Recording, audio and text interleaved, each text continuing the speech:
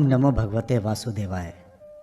श्रीमद् भागवत महापुराण द्वितीय स्कंध, पहला अध्याय, ध्यान विधि और भगवान के विराट स्वरूप का वर्णन।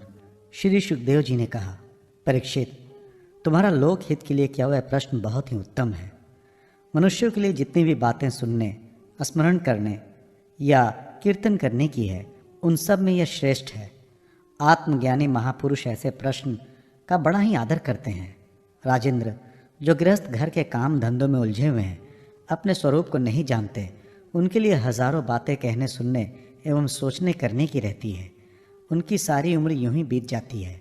उनकी रात नींद या स्त्री प्रसंग से कटती रहती है और दिन धन की हाय हाय या कुटुंबियों के भरण पोषण में समाप्त हो जाता है। संसार में जिन्हें अपना अत्यंत घनिष्ठ संबंधी कहा जाता है, वे शरीर, पुत्र, स्त्री आदि कुछ नहीं है, असत्य है। परंतु जीव उनके मोह में ऐसा पागल सा हो जाता है कि रात दिन उसको मृत्यु का ग्रास होते देखकर भी चेतना नहीं होती। इसलिए परीक्षित, जो अभय पद को प्राप्त करना चाहता है, उसे तो सर्वात्मा सर्वशक्तिमान भगवान श्री कृष्ण की ही लीलाओं का श्रवण, कीर्तन और स्मरण करना चाहिए। मनुष्य जन्म का यही इतना ही लाभ है कि चाहे जैसे हो, ज्ञान से, भक्ति से अथवा अपने धर्म की निष्ठा से जीवन को ऐसा बना लिया जाए कि मृत्यु के समय भगवान की स्मृति अवश्य बनी रहे। परीक्षित, जो निर्गुण स्वरूप में स्थित है एवं विधि निषेध की मर्यादा को लांघ चुके हैं, वे बड़े बड़े ऋषि मुनि भी प्रायः भगवान के अनंत कल्याण में गुण गणों के वर्णन में रमे हैं।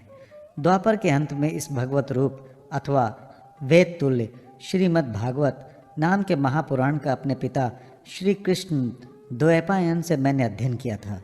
राजर्षि, मेरी निर्गुण स्वरूप परमात्मा में पूर्ण निष्ठा है, फिर भी भगवान श्री कृष्ण की मधुर लीलाओं ने बलात् मेरे हृदय को अपनी ओर आकर्षित कर लिया। यही कारण है कि मैंने इस पुराण का अध्ययन किया। तुम भगवान के परम भक्त हो, इसलिए तुम्हें मैं इसे सुनाऊंगा।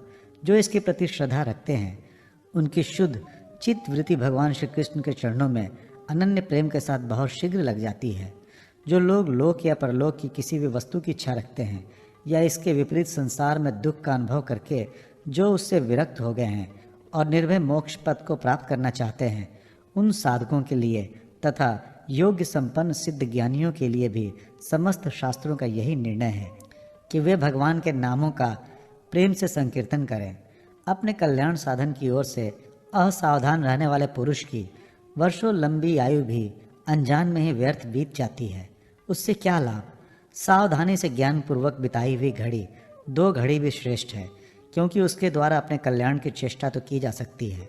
राजर्षि खटवांग अपनी आयु की समाप्ति का समय जानकर 2 घड़ी में ही सब कुछ त्याग कर भगवान के अभय पद को प्राप्त हो गए।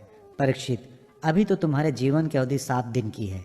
इस बीच में ही तुम अपने परम कल्याण के लिए जो कुछ करना चाहिए सब कर लो। मृत्यु का समय आने पर मनुष्य घबराए नहीं। उसे चाहिए कि वह वैराग के शस्त्र से शरीर और उसके संबंध रखने वालों के प्रति ममता को काट डाले। धैर्य के साथ घर से निकलकर पवित्र तीर्थ के जल में स्नान करे और पवित्र तथा एकांत स्थान में विधि पूर्वक आसन लगाकर बैठ जाए। तत्पश्चात परम पवित्र ओम इन 3 मात्राओं से युक्त प्रणव का ही मन जाप करे। प्राण वायु को वश में करके मन का दमन करे और एक क्षण के लिए भी प्रणव को ना भूले। बुद्धि की सहायता से मन के द्वारा इंद्रियों को उनके विषय से हटा ले और कर्म की वासनाओं से चंचल हुए मन को विचार के द्वारा रोककर भगवान के मंगलमय रूप में लगाए। स्थिर चित्त से भगवान के श्री विग्रह में से किसी एक अंग का ध्यान करें।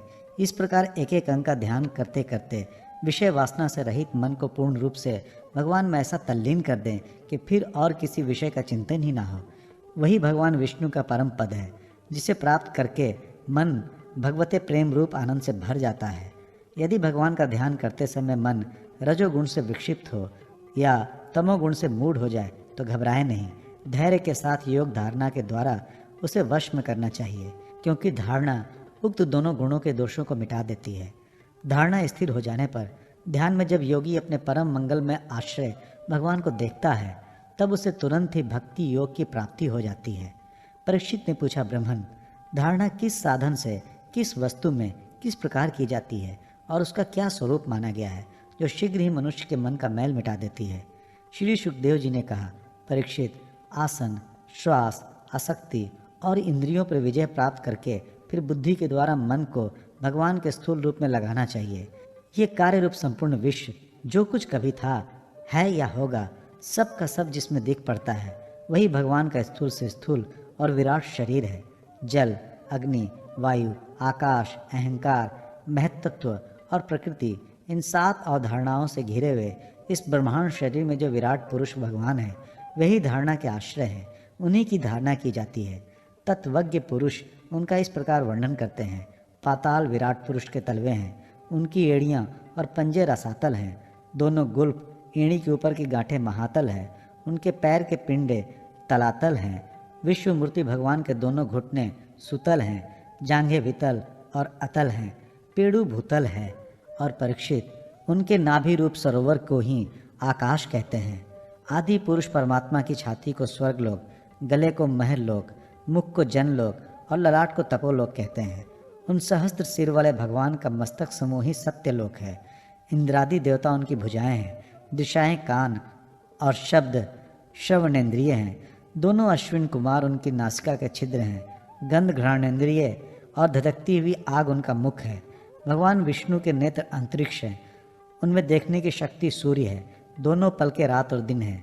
उनका भ्रू विलास ब्रह्मलोक है, तालु जल है और जिह्वा रस। वेदों को भगवान का ब्रह्म रंध्र कहते हैं और यम को दाढ़ें। सब प्रकार के स्नेह दांत हैं और उनकी जगन मोहिनी माया को ही उनकी मुस्कान कहते हैं। ये अनंत सृष्टि उसी माया का कटाक्ष विक्षेप है। लज्जा ऊपर का होठ और लोभ नीचे का होठ है। धर्म स्तन और अधर्म पीठ है। प्रजापति उनके मूत्रेंद्रिय हैं। मित्रा वरुण अंडकोश हैं, समुद्र कोक है और बड़े बड़े पर्वत उनकी हड्डियां हैं। राजन, विश्वमूर्ति विराट पुरुष की नाड़ियाँ नदियाँ हैं, वृक्ष रोम है, परम प्रबल वायु श्वास हैं, काल उनकी चाल है और गुणों का चक्कर चलाते रहना उनका कर्म है। परीक्षित, बादलों को उनके केश मानते हैं, संध्या उन अनंत का वस्त्र है।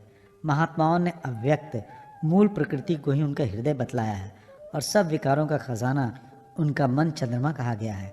महतत्व को सर्वात्मा भगवान का चित्त कहते हैं और रुद्र उनके अहंकार कहे गए हैं। घोड़े, खच्चर, ऊंट और हाथी उनके नख हैं। वन में रहने वाले सारे मृग और पशु उनके कटि प्रदेश में स्थित हैं। तरह तरह के पक्षी उनके अद्भुत रचना कौशल हैं। स्वयंभू मनु उनकी बुद्धि है और मनु की संतान मनुष्य उनके निवास स्थान है। गंधर्व, विद्याधर, चारण और अप्सराएं उनके षड्ज आदि स्वरों की स्मृति हैं। दैत्य उनके वीर हैं। ब्राह्मण मुख, क्षत्रिय भुजाएं, वैश्य जंघाएं और शूद्र उन विराट पुरुष के चरण हैं। विविध देवताओं के नाम से जो बड़े बड़े द्रव्यमय यज्ञ किए जाते हैं, वे उनके कर्म हैं। परीक्षित, विराट भगवान के स्थूल शरीर का यही स्वरूप है, सो मैंने तुम्हें सुना दिया। इसी में मुमुक्षु पुरुष बुद्धि के द्वारा मन को स्थिर करते हैं, क्योंकि इससे भिन्न और कोई वस्तु नहीं है। जैसे स्वप्न देखने वाला स्वप्न अवस्था में अपने आप को विविध पदार्थों के रूप में देखता है, वैसे ही सबकी बुद्धि वृत्तियों के द्वारा सब कुछ अनुभव करने वाला सर्वांतरयामी परमात्मा भी एक ही है। उन सत्य स्वरूप आनंद निधि भगवान का ही भजन करना चाहिए। अन्य किसी भी वस्तु में आसक्ति नहीं करनी चाहिए, क्योंकि आसक्ति जीवन के अध पतन का हेतु है।